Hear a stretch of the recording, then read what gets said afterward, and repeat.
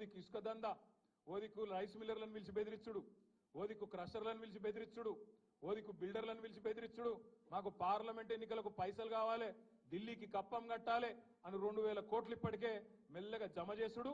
ఆ జమ చేసుడు బయటికి రాకుండా ఏం చేయాలి? ఇగో ఫోన్ ట్యాపింగ్ అవుతుంది, ఇగో ఈ స్కామ్ అవుతుంది, గొర్రెల స్కామ్ అవుతుంది, బర్రెల స్కామ్ అవుతుంది అని టీవీలలో తిప్పాలి, మన నెత్తులని ఖరాబ్ చేయాలి. అసలు కథ ఏంది? కిందనేమో ఇసుక స్కామ్ లో ఒక మంత్రి దొరుకుతారు, ఇంకో దగ్గర రైస్ మిల్లర్లు ఇంకో మంత్రి బెదిరిస్తాడు, ఇంకో దగ్గర క్రషర్ల మీద దాడులు చేసుకుంటా అక్కడ పైసలు వసూలు చేస్తారు, ఇక్కడ బిల్డర్ల మీద దాడులు చేసుకుంటా ఇక్కడ పైసలు వసూలు చేస్తారు. నేను అడుగుతున్నా రేవంత్ రెడ్డి, హైదరాబాద్ పరిధిలో ఇలా నువ్వే మున్సిపల్ మంత్రివి, నేను ఇదివరకు మొన్నటిదాకా నేను డిసెంబర్ దాకా నేను మంత్రిగా ఉంటి కాబట్టి నాకు తెలుసు డిపార్ట్మెంట్ లో ఏం జరుగుతుందో నాకు కూడా తెలుసు. ఇవాళ నేను అడుగుతున్నా, గత 3 నెలలుగా హైదరాబాద్ లో బిల్డింగ్ పర్మిషన్లు ఎందుకు వస్తలేవు? ఏ కారణం చేత బంద్ పెట్టినావు?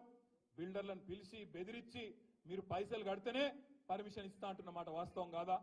ఢిల్లీకి 2500 కోట్లు నువ్వు సామంతరాజు కాబట్టి ఢిల్లీకి కప్పం కట్టాలి కాబట్టి ఇవాళ అక్కడ 2500 కోట్లు జమ చేసి కట్టిన మాట వాస్తవం కాదా?